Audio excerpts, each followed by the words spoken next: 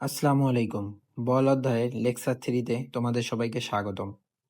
আজকে আমরা যে টপিকগুলো নিয়ে কথা বলবো, নিউটনের দ্বিতীয় সূত্র, নিউটনের তৃতীয় সূত্র এবং মহাকর্ষ বল।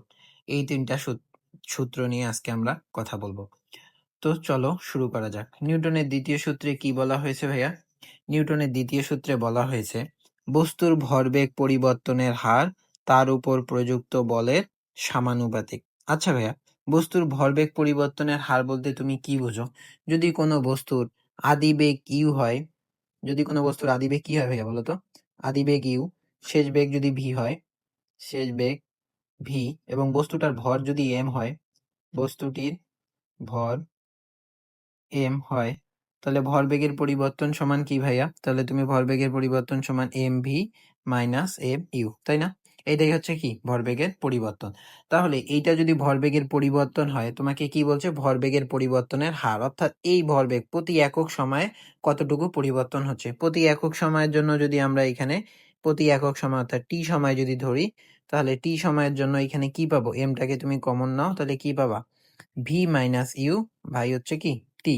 আচ্ছা ভাইয়া, এখন তুমি আমাকে বলো তো, V minus you by T সমান তুমি কি জানো? ত্বরণের সমান কি জানো? শেষ বেগ বিয়োগ আদি বেগ ভাগ হচ্ছে কি সময়। তাহলে তুমি এইখান থেকে কি পাচ্ছ? এম এ পাচ্ছ, তাই না? তার মানে এই যে ভরবেগের পরিবর্তনের হার দ্বারা তুমি কি পাইতেছো? M A. এইটা কিসের সমান? এটা হচ্ছে প্রযুক্ত বলের সমানুপাতিক। কিসের সমানুপাতিক? প্রযুক্ত বলের সমানুপাতিক, অর্থাৎ এফ সমানুপাতিক কি এম এ। এটাই হচ্ছে কি ভরবেগের পরিবর্তনের হার প্রযুক্ত বলের সমানুপাতিক। ঠিক আছে, এখন ভাইয়া আমি সমানুপাতিক চিহ্নটা যদি এখান থেকে তুলে দিই, তাহলে আমি কি পাবো? K M A. ঠিক আছে, এখানে কে এর মান যদি 1 হয়, তাহলে এফ সমান কি পাবো? আমি এফ সমান এম এ। এটাই হচ্ছে নিউটনের দ্বিতীয় সূত্র। তাহলে নিউটনের দ্বিতীয় সূত্রটা কিভাবে আসলো বুঝতে পারছো? নিউটনের দ্বিতীয় সূত্র কিভাবে আসছে বুঝতে পারছো তো? এখন তাহলে এফ হচ্ছে কি ভাইয়া? বল, তাই না? প্রযুক্ত বলের সমানুপাতিক। এই হচ্ছে বল। এই বলের একক কি ভাইয়া? মাত্রা কি তোমাদের জানা লাগবে না? তাহলে বলের যদি একক নির্ণয় করো, এফ সমান কি তুমি জানো? M A. এম হচ্ছে কি? এম হচ্ছে ভর। ভরের একক কি ভাইয়া? ভরের একক হচ্ছে কি কেজি, তাই না? আর ত্বরণের একক হচ্ছে কি? ত্বরণের একক তো তুমি জানো, মিটার পার সেকেন্ড স্কোয়ার। তাহলে বলের একক কি লিখতে পারো তুমি? KG metre per second square. একে তুমি নিউটনও লিখতে পারো। ওকে, এইটা হচ্ছে বলের একক। এবার আসো মাত্রা। মাত্রা কিভাবে তুমি নির্ণয় করবা? ভরের মাত্রা কি ভাইয়া? Mass M. ত্বরণের মাত্রা কি ভাইয়া? L T inverse minus two. তাহলে এর মাত্রা হচ্ছে কত? এর মাত্রা হচ্ছে M L T inverse minus two. Okay, তাহলে বুঝতে পারছো এখান থেকে তুমি কিভাবে ইয়া করলা? দেখো সূত্রটা যদি আরেকবার তোমাকে বলি, বস্তুর ভরবেগের পরিবর্তনের হার, অর্থাৎ এই যে ভরবেগ, এইখান থেকে তুমি এই যে ভরবেগ, ভরবেগের পরিবর্তনের হার মানে কি প্রতি একক সময়ে কতটুকু পরিবর্তন হচ্ছে, তার জন্য তুমি কি করলা? টি দিয়ে ভাগ করলা, অর্থাৎ ভরবেগ পরিবর্তনের হার প্রযুক্ত বলের সমানুপাতিক। প্রযুক্ত বলটা যদি এফ হয়, অর্থাৎ এফ সমানুপাতিক কি, এটা থেকে ক্যালকুলেশন করে আমি কি পাই? M A. ওকে, বুঝতে পারছো? সমানুপাতিক চিহ্ন উঠাই দিয়ে আমি কি বসাইলাম? কে। এবং কে এর মান যদি 1 হয়, তাহলে আমি লিখতে পারবো কি এফ সমানুপাতিক এম এ, সরি এফ সমান এম এ। ওকে, এখান থেকে আমি বলের একক, মাত্রা সবকিছু নির্ণয় করছি, তাই না? এবার আসো ভাইয়া, একটা ম্যাথের মাধ্যমে আমরা নিউটনের দ্বিতীয় সূত্র সম্পর্কে আর একটু বিস্তারিত জানি। তোমাকে বলছে কি 5 কেজি ভরের একটি স্থির বস্তু। তার মানে কি ভাইয়া? এখানে যদি তুমি একটু সাইডে লিখে রাখো, দেওয়া আছে তোমার কি বস্তুর ভর এম হচ্ছে কত? 5 কেজি। ওকে, এটা কি বস্তু ছিল ভাইয়া? স্থির বস্তু। স্থির বস্তু হলে আদিবেগ কত হবে ভাইয়া? আদিবেগ হবে 0 মিটার পার সেকেন্ড, তাই না? তার উপর কত? 100 নিউটন বল প্রয়োগ করা হয়েছে। তার মানে বল এফ সমান কত? 100 নিউটন। কত সেকেন্ড পর্যন্ত? 10 সেকেন্ড পর্যন্ত। তাহলে সময় টি ইকুয়াল টু কত? 10 সেকেন্ড। এই জিনিসগুলো তোমার কাছে দেওয়া আছে। এবার বলছে বল প্রয়োগ করার কারণে ত্বরণ কত হবে? তোমাকে নির্ণয় করতে কি বলছে? ত্বরণ নির্ণয় করতে বলছে। তাহলে তুমি এইখান থেকে ত্বরণ কিভাবে নির্ণয় করতে পারবে ভাইয়া? তুমি এইখান থেকে অনেক সহজ, তুমি জানো বল সমান এফ সমান কি জানো? এফ সমান এম এ। তোমার এফ দেওয়া আছে, এম দেওয়া আছে, তো তুমি এ নির্ণয় করতে পারবা না। এ সমান তাহলে হবে কি এফ ভাগ এম। এফ হচ্ছে কত? 100। এম হচ্ছে কত? 5। তাহলে তুমি এখান থেকে কত পাচ্ছ? 20 মিটার পার সেকেন্ড স্কোয়ার। অবশ্যই ত্বরণের একক আমাদের লেখা লাগবে, ঠিক আছে? 20 মিটার পার সেকেন্ড স্কোয়ার। ঠিক আছে, এখান থেকে তাহলে তোমার 1 নাম্বারটা হয়ে গেল। এবার তোমাকে বলছে কি 10 সেকেন্ড পর বেগ কত হবে, কত সেকেন্ড পর, 10 সেকেন্ড পর এর বেগ কত হবে। আচ্ছা, এই জিনিসগুলা যদি তোমার কাছে দেওয়া থাকে তাহলে তুমি অঙ্কটা একটু স্ক্রিনশট দিয়ে নাও, আমরা পরের পেজে অঙ্কটা যাচ্ছি। তাহলে 10 সেকেন্ড পর তোমার কি নির্ণয় করতে বলছে, 10 সেকেন্ড পর তোমার বেগ নির্ণয় করতে বলছে। তাহলে 10 সেকেন্ড পর তোমার বেগ যদি লেখো তাহলে লিখো 10 সেকেন্ড পরে বেগ, তাই না? তাহলে এইখানে দেখো তো ভাইয়া তোমার কি দেওয়া আছে, ভর দেওয়া আছে, ইউ দেওয়া আছে, এফ দেওয়া আছে, টি দেওয়া আছে। এইগুলা থেকে তুমি শেষ বেগ কিভাবে নির্ণয় করতে পারবা বা 10 সেকেন্ড পরে বেগ কিভাবে নির্ণয় করতে পারবা?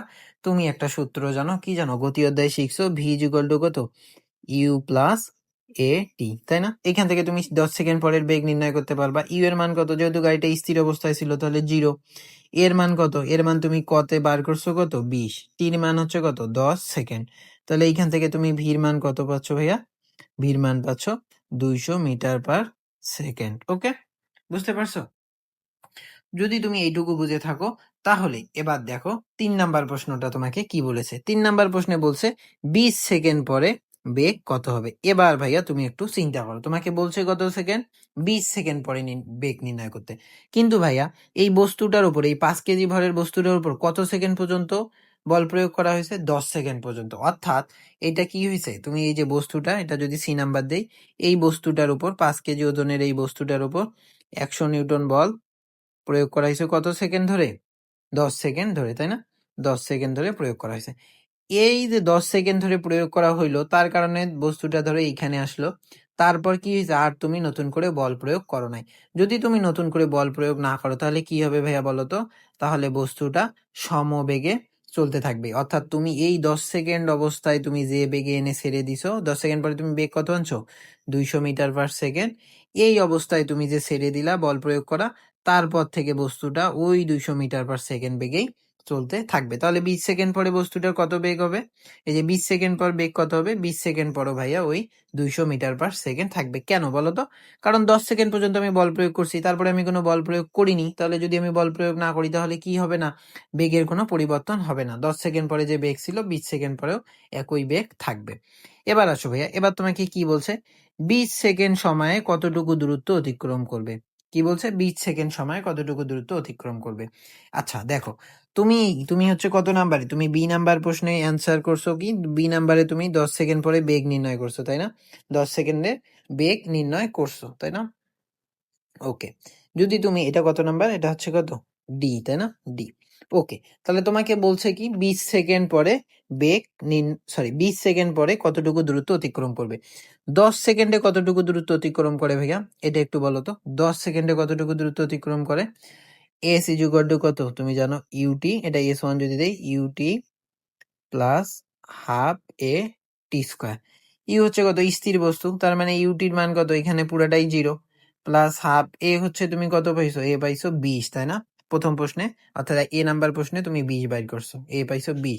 আর টি হচ্ছে কত ভাইয়া, টি হচ্ছে কত, প্রথম 10 সেকেন্ডের জন্য স্কোয়ার। ওকে, তাহলে এইখান থেকে তুমি কি পাইতেছো, এটা কাটলে 10, তাহলে তুমি প্রথম 10 সেকেন্ডে তোমার কতটুকু দূরত্ব অতিক্রম করছো, 1000 মিটার দূরত্ব অতিক্রম করছো। এবার আসো পরবর্তী 10 সেকেন্ডে, পরবর্তী পরবর্তী 10 সেকেন্ডে তুমি কি করছো ভাইয়া বলো তো? পরবর্তী 10 সেকেন্ড কি তোমার বেগের কোনো পরিবর্তন হয়েছে? না। তার মানে এই বেগটা তুমি কি বেগে গিয়েছো, সমবেগে, তাই না? সমবেগের সময় আমরা কি লিখি, ইজ ইকুয়াল টু কি লিখি, ভি টি। তাহলে সে সময় ভি কত ছিল, 10 সেকেন্ড পরে বেগ ছিল 200, তাই 10 সেকেন্ড পরে তোমার এখানে বেগ দিলাম 200। টি হচ্ছে কত, 10 সেকেন্ড, তাই না? তাহলে এখানে হচ্ছে কত, 2000 মিটার। তাহলে তুমি এই 20 সেকেন্ডে টোটাল কতটুকু দূরত্ব অতিক্রম করছো ভাইয়া বলো তো? 20 সেকেন্ডে তুমি s is equal to s one plus s two, অর্থাৎ এস ওয়ান এর মান কত, 1000, এস টুর মান হচ্ছে কত, 2000, অর্থাৎ 20 সেকেন্ডে তুমি টোটাল 3000 মিটার দূরত্ব অতিক্রম করেছো। ঠিক আছে, এবার দেখো 3 নাম্বার প্রশ্নে তোমার কি বলছে। 3 নাম্বার প্রশ্নে বলছে বেগ এবং অতিক্রান্ত দূরত্বের গ্রাফ এঁকে দেখাও। তোমাকে কি বলছে, দুইটা গ্রাফ আর্ট করে দেখাইতে বলছে। আচ্ছা, এটা অনেক সহজ জিনিস, তাই না? এটা আমরা হচ্ছে গতিবিদ্যা অধ্যায়ে করছি, গ্রাফ আর্ট করা অনেক সহজ। তাহলে তুমি এরকম করে আগে এক্স অক্ষ আর ওয়াই অক্ষ দিয়ে নাও ভাইয়া, এটাকে এই যে এক্স অক্ষ আর ওয়াই অক্ষ দিয়ে নাও। ঠিক আছে, এক্স অক্ষ এটা, এটা হচ্ছে কি ওয়াই অক্ষ। এক্স অক্ষ বরাবর তুমি কি দিবা, সময়। ওয়াই অক্ষ বরাবর তুমি কি দিবা, বেগ। ওকে, ওয়াই অক্ষ বরাবর তুমি দিবা বেগ। আচ্ছা, এইখানে সময় আমরা তাহলে শুরু করি। এটা যদি 0 হয়, এটাকে যদি আমরা 5 ধরি, এটা 5 সেকেন্ড, এটা হচ্ছে কত 10 সেকেন্ড, এটা হচ্ছে কত এইখানে হচ্ছে 20 সেকেন্ড। ঠিক আছে, তাহলে তোমার হচ্ছে প্রথম 10 সেকেন্ডে কি হয়েছে ভাইয়া? প্রথম 10 সেকেন্ডে তোমার বেগ এমনি করে ক্রমান্বয়ে বাড়ছে। ঠিক আছে, ক্রমান্বয়ে বাড়ছে। ওকে, এটা ধরো, সরি এটা অনেক বড় হয়ে গেল, আমরা একটু ছোট করে নেই। এইটা ধরো তোমার প্রথম 10 সেকেন্ড। ওকে, প্রথম 10 সেকেন্ডে তোমার বেগ এভাবে বাড়ছে। প্রথম 10 সেকেন্ডে তোমার বেগ কত ছিল ভাইয়া? প্রথম 10 সেকেন্ডে তোমার বেগ ছিল 200। ঠিক আছে, তাহলে আমরা এটা ধরে নিই 200। ওকে, তাহলে এই যে প্রথম 10 সেকেন্ড পর্যন্ত তোমার বেগ কত ছিল? 200। পরবর্তী 10 সেকেন্ডে ভাইয়া তোমার বেগ কি হয়েছে? পরবর্তী 10 সেকেন্ডে ভাইয়া তুমি সমবেগে গেইছো। কত? এই যে 20 পর্যন্ত তুমি কি বেগে গেছো? সমবেগে গিয়েছো। ঠিক আছে, বুঝতে পারছো? এটাই হচ্ছে তোমার বেগের লেখচিত্র। তাহলে আমরা কি করছি? প্রথম 10 সেকেন্ডে হচ্ছে কি বেগ বাড়ছিল ক্রমান্বয়ে, পরবর্তী 10 সেকেন্ডে তুমি কি সমবেগে গিয়েছো। ওকে, এবার আসো, এবার আমাদের কি বলছে? একটা বলছে বেগের আর একটা বলছে কি অতিক্রান্ত দূরত্বের আঁকো। ঠিক আছে, এবার অতিক্রান্ত দূরত্বটা একটু আট করে নাও। এই যে আবার সেম কাজ করো, এটা হচ্ছে এক্স অক্ষ, এটা ওয়াই অক্ষ, এটা এক্স অক্ষ, এক্স অক্ষ, ওয়াই অক্ষ। ওকে, এটা যদি এক্স অক্ষ ওয়াই অক্ষ হয় তাহলে এইখানে কি আবার সময়, আর এইখানে তোমার হচ্ছে কি এটা হচ্ছে কি অবস্থান বা অতিক্রান্ত দূরত্ব, অবস্থান যদি ধরে রাখো। ঠিক আছে, তাহলে তুমি এইখানে আবার কত শূন্য, এইখানে ধরো 5, এইখানে হচ্ছে কত 10, এইখানে হচ্ছে কত 20।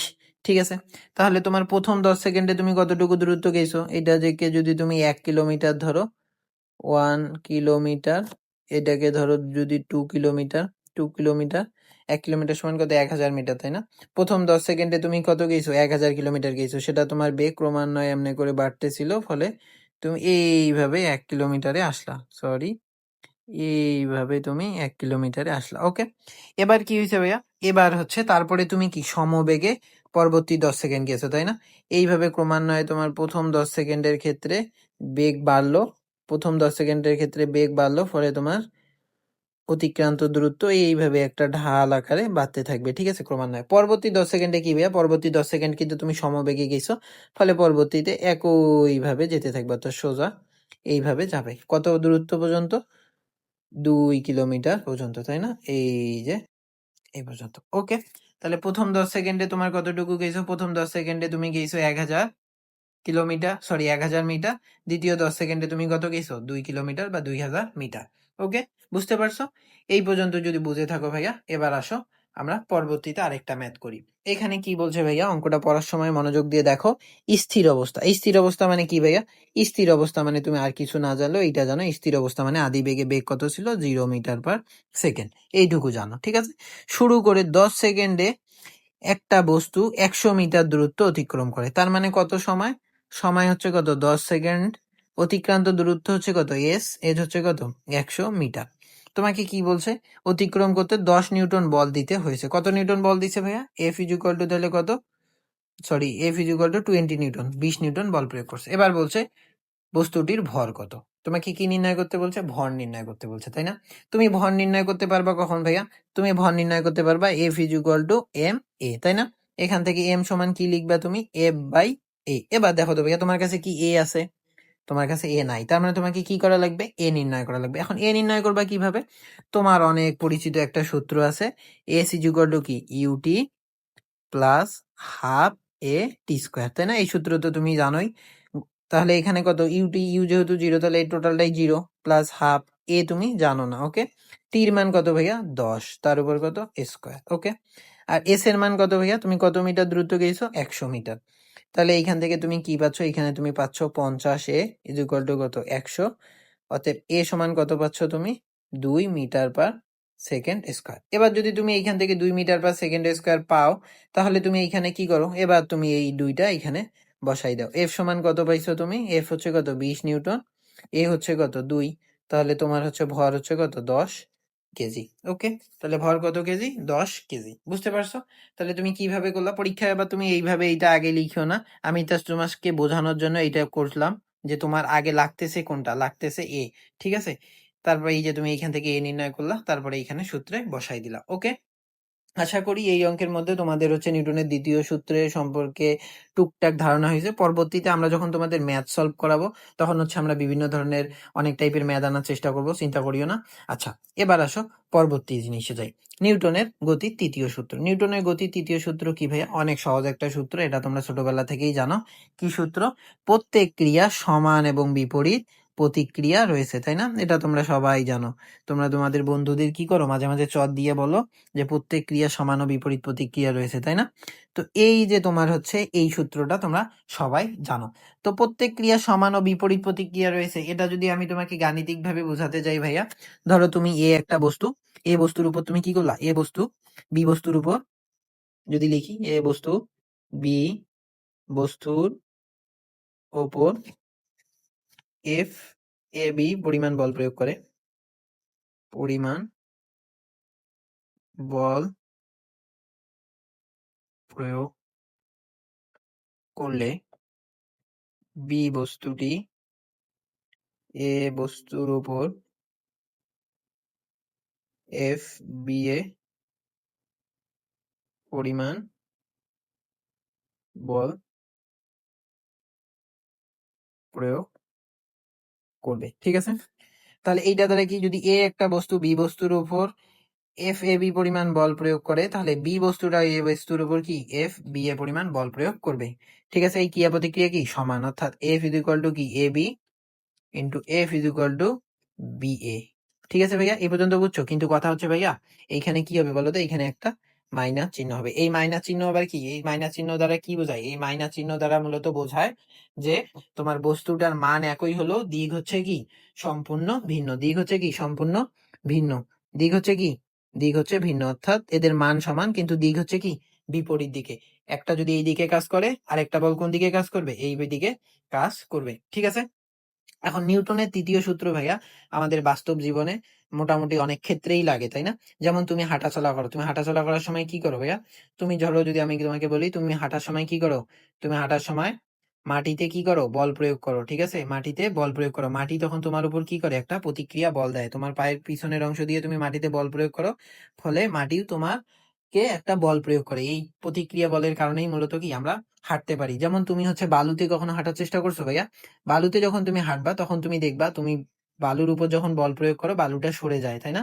ফলে তুমি বালুর উপর সঠিকভাবে বল প্রয়োগ করতে পারো না, এবং বালুটাও তোমাকে কি সঠিকভাবে প্রতিক্রিয়া বল দেয় না, ফলে বালু দিয়ে হাঁটা কি একটু কষ্টকর। আবার কাদাতে যদি হাঁটো, কাদার ক্ষেত্রেও কি সেম, তুমি যখন পা দাও তখন কি পাটা দেবে যায়, তাই না? ফলে তুমি একটা অর্থাৎ কাদার উপর তুমি সঠিক পরিমাণে বল দিতেছো না, কাদাও তোমাকে ঠিকভাবে প্রতিক্রিয়া বল দিতেছে না, এজন্যই কি হাঁটা কষ্টকর হয়ে যায়। এছাড়া দুইটা চিত্র দেখো ভাইয়া, এই চিত্রে আমরা কি দেখছি দেখো তো। প্রথম চিত্রে আমরা দেখতেছি একজন মানুষ কি করতেছে, নৌকা থেকে ঝাঁপ দিতেছে, তাই না? নৌকা থেকে মাটিতে ঝাঁপ দিতেছে, অর্থাৎ তীরে ঝাঁপ দিতেছে। তো এইখানে উনি কি করতেছে ভাইয়া? তো ইনি যখন এইখানে এই যে এই জায়গা থেকে নৌকা থেকে এইখানে লাফ দিতেছে, তখন কি হইতেছে, নৌকা থেকে যখন ইনি এইখানে লাফ দিতেছে তখন ইনি এই দিকে একটা বল প্রয়োগ করতেছে, ঠিক আছে? মানুষটা কি করতেছে, এইদিকে একটা বল প্রয়োগ করতেছে, ঠিক ওই একই মুহূর্তে নৌকাটা তার বিপরীত দিকে আরেকটা বল প্রয়োগ করবে। এই বল দুইটা কি হবে, একে অপরের সমান এবং বিপরীত, ঠিক আছে? একে অপরের সমান মানের, কিন্তু দিক হচ্ছে কি বিপরীত। এই দিকে এই মানুষটা যে পরিমাণ বল দিতেছে, নৌকাটাও ঠিক একই পরিমাণ বলে পিছনের দিকে যাচ্ছে। আরেকটা ভাইয়া, তোমরা কখনো হচ্ছে বন্দুক দিয়ে পাখি শিকার করছো? যদি তোমরা এটা করে থাকো বা বন্দুক যদি কখনো চালাই থাকো, তাহলে তোমরা এটা লক্ষ্য করবা যে তুমি যখন তোমার এই কাঁধের এইখানে বন্দুক নিয়ে যখন তুমি ট্রিগারে চাপ দাও, তখন তুমি কি দেখতে পাও, বন্দুক থেকে যখনই গুলি বের হয়ে যায় তখনই তোমার এই বন্দুকটা তোমার দিকে হচ্ছে কি করে, তোমার কাঁধের দিকে একটা বিপরীত দিকে একটা বল দেয়, অর্থাৎ ধাক্কা দেয়। এটা কেন দেয় ভাই বলতো? যখন তুমি এইখানে বন্দুকটা কি করে, বন্দুকটা হচ্ছে গুলির উপর একটা প্রচন্ড বল দেয়, ঠিক আছে? একটা অনেক বড় মানের বল দেয়, ফলে কি হয়, গুলিটা কি হয়, একটা বেগ অর্জন করে এবং গুলিটা অনেক বেগে সামনের দিকে এগিয়ে যায়। গুলিটা যখন এই একই বেগে, অর্থাৎ অনেক বেশি বেগে সামনের দিকে এগিয়ে যায়, তখন গুলিটাও চেষ্টা করে বন্দুককে পিছনের দিকে একটা সমান মানের বেগ দিতে, ঠিক আছে? এই জন্য কি হয়, আমাদের কাঁধের দিকে কি হয়, আমরা ধাক্কা অনুভব করি। এই জন্য বন্দুক চালানো কিন্তু এত সহজ না ভাইয়া, তাই না? যখন তুমি হচ্ছে বুলি ছুড়বা তখন দেখবা তোমার কাঁধের দিকে পিছনের দিকে একটা কি ধাক্কা আসতেছে, এই ধাক্কাটা সামলানো অনেক কষ্টকর, তাই না? আচ্ছা, আসো এবার আমরা পরবর্তীতে একটা জিনিস দেখি, সেটা কি ভাইয়া? তোমরা দেখতে পাচ্ছ এখানে কি এই আপেল পড়ার ঘটনা তোমরা সবাই জানো, তাই না? এখানে এই বিজ্ঞানী হচ্ছে কি নিউটন। নিউটন কি কি করতেছে? একটা গাছের নিচে বসে আছে আর সেখান থেকে কি আপেল পড়তেছে, তাই না? তো এইটা মূলত হয়েছে কত সালে ভাইয়া? 1665 সালে ইংল্যান্ডের প্লেগ মহামারীর সময় তিনি কি নিজের বাসায় ছিলেন এবং সেই বাসায় তিনি একটা আপেল গাছের নিচে বসেছিলেন। ফলে তিনি কি দেখলেন? তিনি দেখতে পেলেন যে হঠাৎ একটা আপেল হচ্ছে কি মাটিতে পড়লো। তখন তিনি চিন্তা করলেন যে আপেলটা কেন মাটিতে পড়তেছে, তাই না? আপেলটা কেন মাটিতে পড়তেছে? আবার এটাও চিন্তা করলেন, আচ্ছা আপেলটা মাটিতে পড়তেছে ভালো কথা, কিন্তু আপেলটা সোজা কেন মাটিতে পড়তেছে? আপেলটা একটু বাঁকা হয়ে বা একটু ঘুরে কেন পড়তেছে না, একদম সোজা হয়ে মাটিতে পড়তেছে, কেন এইটা হইতেছে? তো এই চিন্তাটা তিনি তখন করেন এবং পরবর্তীতে তিনি হচ্ছে কত সালে 1687 সালে, কত সালে? 1687 সালে এই মহাকর্ষ বলের সূত্রটি আবিষ্কার করেন, অর্থাৎ কেন আপেল নিচের দিকে পড়তেছে। আচ্ছা, এই সূত্রের পিছনে কিন্তু তার একার অবদান নাই ভাইয়া, এই সূত্রের পিছনে গ্যালিলিও তারপরে হচ্ছে কেপলারেরও অবদান আছে, ঠিক আছে? তো যাই হোক, তিনি হচ্ছে কি সূত্র আবিষ্কার করলেন এবার আমরা দেখি। মহাকর্ষ বল। এখন আসো আমরা একটু মহাকর্ষ বল সম্পর্কে জানি, তারপর হচ্ছে নিউটনের মহাকর্ষের সূত্র সম্পর্কে জানবো। মহাকর্ষ বল কি ভাইয়া? মহাবিশ্বের যে কোনো দুইটা বস্তুর মধ্যাকার পারস্পরিক আকর্ষণ বলকেই কি বলে? মহাকর্ষ বল বলে। অর্থাৎ মহাবিশ্বের দুইটা বস্তু পরস্পরকে নিজের দিকে আকর্ষণ করে, এই আকর্ষণ বলকেই কি বলে? মহাকর্ষ বল বলে। এখন এই নিউটন যে সূত্রটা আবিষ্কার করলো, তিনি কি পেলেন এই সূত্রে থেকে? তিনি পেলেন মহাবিশ্বের বস্তুকণা একে অপরকে নিচের দিকে আকর্ষণ করে। সাধারণ কথা, তাই না? আকর্ষণ করে। এই আকর্ষণ বলের মান বস্তুকণাদ্বয়ের ভরের গুণফলের সমানুপাতিক। কি জানলা ভাইয়া? বস্তুকণাদ্বয়ের ভরের গুণফলের সমানুপাতিক। অর্থাৎ যদি তুমি লিখো, অর্থাৎ এই আকর্ষণ বলের মান এফ সমানুপাতিক হচ্ছে কি ভরের গুণফল m1 এবং m2। অর্থাৎ দুইটা বস্তু যদি হয়, এইখানে একটা বস্তু আর এইখানে একটা যদি বস্তু থাকে এবং তাদের মধ্যবর্তী দূরত্ব যদি কত হয় ভাইয়া? মধ্যবর্তী দূরত্ব যদি r হয়, ঠিক আছে, এটা m1, এটা হচ্ছে কি m2। তো এই বস্তুদ্বয়ের কি হয়? বস্তুদ্বয়ের ভরের গুণফলের সমানুপাতিক, এইটা বলছে তোমাকে, এই যে বস্তুদ্বয়ের ভরের গুণফলের সমানুপাতিক এবং এদের মধ্যকার দূরত্বের বর্গের ব্যস্তানুপাতিক। অর্থাৎ এদের মধ্যবর্তী যে দূরত্ব আছে তার বর্গের ব্যস্তানুপাতিক। তাহলে কি এফ সমানুপাতিক 1/r²। ঠিক আছে, ওনার সূত্র থেকে আমরা এই অংশটুকু পাইছি। এই বল বস্তু কণাদ্বয়ের কেন্দ্রে সংযোগ সরলরেখা বরাবর ক্রিয়া করে। অর্থাৎ কেন্দ্র থেকে কি করে? সংযোগ সরলরেখা বরাবর ক্রিয়া করে। তাহলে এই দুইটা লেখাকে, এই দুইটাকে যদি আমরা একখানে করি তাহলে আমরা কি পাবো ভাইয়া? দেখো তো, m1 m2 ভাগ হচ্ছে কি r², তাই না? এখন যদি এইটা এইখানে পাই, এখন আমরা সমানুপাতিক চিহ্নটা তুলে দেই যদি, তাহলে এইখান থেকে তুমি কি পাবা ভাইয়া? f সমান সমান g ইন্টু কি m1 m2 ভাগ হচ্ছে কত? r²। ঠিক আছে, m1 m2 ভাগ হচ্ছে কি r²। এখানে এখন জিটা কি ভাইয়া? এই জি হচ্ছে কি মহাকর্ষীয় ধ্রুবক। মহাকর্ষীয় ধ্রুবক এর মান হচ্ছে কত? এর মান হচ্ছে কত ভাইয়া? এর মান হচ্ছে 6.67 গুণন 10⁻⁻11 newton metre square per KG square. ঠিক আছে, এইটা পাইছো? এখন এই যে নিউটন, এই যে জি এর একক, জি এর মাত্রা, এটা কিভাবে বাইর করবা? এটা কি তোমাদের প্রত্যেকবার আমি বাইর করা শিখাবো ভাইয়া? এটা কিন্তু প্রত্যেকবার তোমাদের বাইর করা শেখানো আমার উচিত না, নিজে একটু চেষ্টা করবা। তাও যদি একটু দেখাই দেই, জি ইন্টু কত? এফ r² ভাগ হচ্ছে কি m1 m2। বলের একক, বল সমান আমরা কি, বলের একক হচ্ছে কি? বলের একক হচ্ছে নিউটন, আর আর হচ্ছে কি ব্যাসার্ধ অর্থাৎ দূরত্ব। দূরত্বের একক কি মিটার স্কয়ার, আর ভর এখানে দুইটা ভর, তাহলে কেজি কেজি গুণ করলে কত? KG square. তাহলে এইটাকে কি ভেবে লিখতে পারি? Newton metre square per KG square. ঠিক আছে, বুঝতে পারছো? এর এককটা কি? এর একক কি? এর একক তোমরা নিজে বার করতে পারবে না, একক তো বার করলে। এর মাত্রাটা কি? মাত্রা, এটা একক। ঠিক আছে, মাত্রা এখন যদি তোমাদের বাইর করে বলি, মাত্রা হবে কত? এম ইনভার্স এল কিউব টি ইনভার্স, ঠিক আছে, টি ইনভার্স 2। ওকে, এটা কিভাবে আসলো? এটা কি এখন এইটাও বাইর করে দেখাবো? আচ্ছা দেখো, এটা হচ্ছে কি এফ আর স্কোয়ার ভাগ হচ্ছে কি m1 m2, তাই না? জি। তাহলে এইখানে দেখো, এইখানে হচ্ছে কি, এইখানে তুমি হচ্ছে এফ সমান কি জানো? তুমি এফ সমান জানো এম এ ইন্টু কত আর স্কোয়ার, নিচে হচ্ছে কি m1 m2। তাহলে এইখানে উপরে কি এম এর ভর মানে এম হচ্ছে কি মাস, এর মাত্রা হচ্ছে কত? বড় হাতের এম। ত্বরণের মাত্রা কত? এল টি ইনভার্স -2। ব্যাসার্ধ অর্থাৎ দূরত্ব আর এর মাত্রা, আর এর ইয়ে কি লেন্থ, তাই না? তাহলে আর স্কোয়ার। এখানে দুইটা ভর, তাই না? তাহলে মাস স্কোয়ার। তাহলে এইখান থেকে তুমি কি পাইতেছো? এম ইনভার্স এল কিউব টি ইনভার্স 2। ঠিক আছে, ওকে। তাহলে এইটা থেকে আমি মাত্রা পাইলাম, এটা থেকে একক পাইলাম। এখানে জি এর মান কত? জি এর মানটা কিন্তু মুখস্থ করি, এগুলো কিন্তু তোমাদের পরীক্ষার হলে দেওয়া থাকবে না। একক আর মাত্রাটাও মুখস্থ করিও। এটার ক্ষেত্রে মুখস্থ করতে বলবো, পরীক্ষার হলে যদি মনে না থাকে তখন হচ্ছে চেষ্টা করিও, কিন্তু মনে রাখার চেষ্টা করো যাতে পরীক্ষার হলে আসলে তুমি একবারই দাগাই দিতে পারো। ঠিক আছে, এইটা গেল হচ্ছে ভাইয়া তোমার মাত্রা এবং একক সম্পর্কে কথাবার্তা। এবার ভাইয়া এই দুইটা সূত্র থেকে আমরা যদি আরেকটা জিনিস আনি, সেটাকে যদি এগুলা একটু লেখাগুলোকে একটু যদি ছোট করি, এইটাকে যদি একটু ছোট করি, রিসাইজ, ওকে।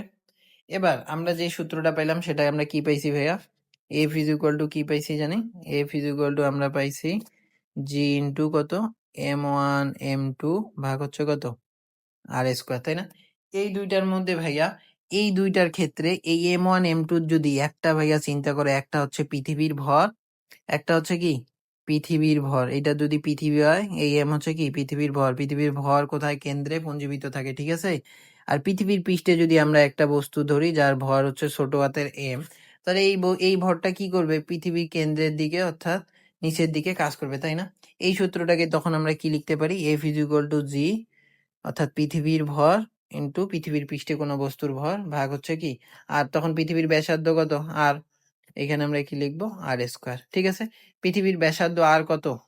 পৃথিবীর ব্যাসার্ধ আর কত এটা কি তোমরা জানো? পৃথিবীর ব্যাসার্ধ আর সমান হচ্ছে 6.37 গুণন 10⁶ মিটার। এটা হচ্ছে পৃথিবীর ব্যাসার্ধ। আর পৃথিবীর ভর এম কত?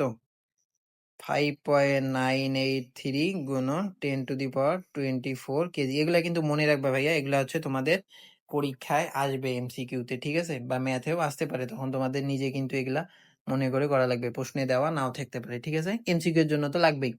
তো এইখানে তুমি এখন আবার তুমি জানো কি বল এফ সমান কি জানো ভাইয়া? তুমি জানো এম জি, কারণ বস্তুটা কি নিজের দিকে কাজ করতেছে। তুমি জানো এফ সমান এম এ, তাই না? এটা হচ্ছে ত্বরণ। এখানে কি বল কাজ করতেছে? এখানে মহাকর্ষ বল কাজ করতেছে, তাই আমরা কি দিব? এম জি, ঠিক আছে? তাহলে এইখান থেকে তুমি জি পাচ্ছ, বড় হাতের এম ছোট হাতের এম ভাগ হচ্ছে কত? R square. তাহলে এই ছোট হাতের এম এটা কাটলে তুমি জি সমান কি পাচ্ছ? বড় হাতের জি বড় হাতের এম ভাগ হচ্ছে কি আর স্কোয়ার। এই যে বড় হাতের জি বড় হাতের এম আর এই আর স্কোয়ারের মান যদি তুমি বসাও, তাহলে এই জির মান তুমি পাবা ভাইয়া 9.8 মিটার পার সেকেন্ড স্কোয়ার। ওকে, বুঝতে পারছো? বুঝতে পারছো? তাহলে এইখান থেকে এই 9.8 মিটার পার সেকেন্ড স্কোয়ার কেমনে আসে? ঠিক আছে, যদি তোমার বিশ্বাস না হয় তাহলে তুমি তোমার ক্যালকুলেটরে বসে দেখতে পারো। ওকে, আচ্ছা। এবার যদি এই পর্যন্ত বুঝে থাকো, আসো এবার এই রিলেটেড আমরা একটা ম্যাথ করি। এখানে কি বলছে? স্পেস স্টেশনের উচ্চতা পৃথিবী পৃষ্ঠ থেকে আনুমানিক 100 কিলোমিটার। কত কিলোমিটার? 100 কিলোমিটার। তাহলে তুমি একটা চিত্র আর্ট করো তো ভাইয়া। এই যে একটা, এটা হচ্ছে কি, এটা ধরো তোমার সেই পৃথিবী, ঠিক আছে? এটা হচ্ছে তোমার পৃথিবী, যার কেন্দ্র হচ্ছে কোথায়? এইখানে পৃথিবী। এইখান থেকে তাহলে এর ব্যাসার্ধ কত? আর, তাই না? এবার তোমাকে বলছে পৃথিবী পৃষ্ঠ থেকে কত? আনুমানিক 100 কিলোমিটার উচ্চতায়। তাহলে ধরো এইখান থেকে এইটুকুর উচ্চতা কত? 100। ওকে, এইটুকুর উচ্চতা হচ্ছে কত?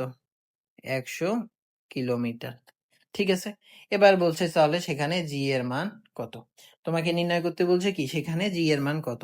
আমরা যে জি জানি, সেই জি সমান আমরা কি জানি? জি ইকুয়াল টু আমরা জানি জি এম ভাগ হচ্ছে কি আর স্কোয়ার। এখানে আমাদের যে জি নির্ণয় করতে বলছে সেই জিটাকে আমরা ধরি জি প্রাইম। ঠিক আছে, এটা যদি জি প্রাইম হয় ভাইয়া, তাহলে তুমি কি জানো? যেটা জানো সেটা লিখো। উপরে জি এম ভাগ হচ্ছে কি আর স্কোয়ার। এখানে আর কোনটা ভাইয়া? এখানে এই আর কিন্তু হচ্ছে কি এই যে দুইটা বস্তুর কেন্দ্র থেকে, পৃথিবী কেন্দ্রে থেকে এই বস্তুর কেন্দ্রে এই টোটাল দূরত্ব। ওকে, তাহলে এই দূরত্বটা হচ্ছে কি আর, এই আর এইটাকে যদি আমরা আর ধরি ছোট হাতের আর, তাহলে কি আর প্লাস ছোট হাতের আর ইন্টু কত স্কোয়ার। ওকে, তাহলে এইখান থেকে তুমি কি পাচ্ছ, জি প্রাইম। তাহলে জি প্রাইম সমান কি, জি প্রাইম সমান তুমি তাহলে লিখো জি এম। এইখান থেকে এই পুরাটা থেকে যদি ভাইয়া আমি আর কমন নেই, কি কমন নেই, আর কমন নেই, তাহলে আমি কি পাবো, ওয়ান প্লাস আর ভাই আর। ওকে, তার উপর কি স্কোয়ার, সরি, তার উপর স্কোয়ার। ঠিক আছে, তাহলে এইখান থেকে তুমি কি পাচ্ছ, এইখান থেকে তুমি পাচ্ছ G prime is equal to কি, জি এম, এখানে কত R square plus one plus R by R তার উপর স্কোয়ার। ঠিক আছে, তাহলে এবার তুমি দেখো তো ভাইয়া, তুমি এই যে জি এইটুকু সমান তুমি কি জানো, এইটুকু সমান তুমি এইটা জানো। ওকে, তাহলে এইটা তুমি আবার লিখো, জি প্রাইম ইজ ইকুয়াল টু কি থাকতেছে, উপরে জি থাকতেছে, নিচে কত one plus R by R তার উপর স্কোয়ার। ঠিক আছে, এটা তুমি পাইতেছো। ওকে, এইটা যদি তুমি পেয়ে থাকো ভাইয়া, তাহলে এবার তুমি তোমার মানগুলা বসাও। এইখানে তুমি যদি মানগুলা বসাও, তাহলে তুমি এখানে জির মান কত, জি প্রাইম জির মান কত 9.8 ইন্টু কত ওয়ান প্লাস আর এর মান হচ্ছে কত 100, আর বড় হাতের আর হচ্ছে কত, তোমার বইয়ে দেওয়া আছে 6370, তার উপর তুমি স্কোয়ার করো, তাহলে মান পাবা কত, তুমি মান পাবা 9.49 মিটার পার সেকেন্ড স্কোয়ার। ওকে, তাহলে তুমি এখানে জি এর মান কত পাচ্ছ, জি এর মান তুমি পাচ্ছ 9.49 মিটার পার সেকেন্ড স্কোয়ার। তাহলে এখানে ভাইয়া পৃথিবী পৃষ্ঠ থেকে 100 কিলোমিটার উচ্চতায় কি আছে দেখো তো, পৃথিবী পৃষ্ঠ থেকে 100 কিলোমিটার উচ্চতায় কি জি প্রাইমের মান শূন্য না। তাহলে মহাকাশচারীরা কেন নিজেকে ওজনহীন অনুভব করে ভাইয়া বলো তো, কারণ মহাকাশচারীরা নিজেকে ওজনহীন অনুভব করার কারণ হচ্ছে এই স্পেস স্টেশনটা অনেক দ্রুত গতিতে কি করে, ঘুরতে থাকে। এই দ্রুত গতিতে ঘোরার কারণে তারা নিজেদেরকে ওজনহীন অনুভব করে। লাইক একটা যদি তোমাদের এক্সাম্পল দেই, তোমরা হচ্ছে লিফট যখন অনেক জোরে, অর্থাৎ একটা লিফট ধরো 100 তলা থেকে বা 10 তলা 20 তলা থেকে কোনো একটা লিফট যখন ছিঁড়ে পড়ে, তখন তুমি লিফটের যে ইয়ে আছে, মেঝে আছে, তার উপর তোমার কোনো বল থাকে, তোমার পা কোনো চাপ দেয় বা বল প্রয়োগ করে, দেয় না। অর্থাৎ তুমি লিফট থেকে কি থাকো, একটু হয়ে একটু উপরের দিকে ভেসে থাকো, ফলে তোমার কি হয়, নিজেকে ওজনের অনুভব হয়। সেম কাহিনীটা এখানেও ঘটে, তাই মহাকাশচারীরা কি করে, নিজেকে ওজনের অনুভব করে। ওকে, এটা বুঝতে পারছো? আচ্ছা, এইটা যদি বুঝে থাকো ভাইয়া, তাহলে এরই মাধ্যমে তোমাদের আজকের হচ্ছে লেকচার শেষ হলো। পরবর্তী লেকচারে আমরা হচ্ছে কপিকল এবং ঘর্ষণ নিয়ে কথা বলবো। কপিকল তোমাদের পরীক্ষার জন্য অনেক ইম্পর্টেন্ট, এবং হচ্ছে ঘর্ষণ সম্পর্কেও ধারণা নিব পরবর্তী লেকচারে। তো ততদিন পর্যন্ত সবাই ভালো থাকো, সুস্থ থাকো। আসসালামু আলাইকুম।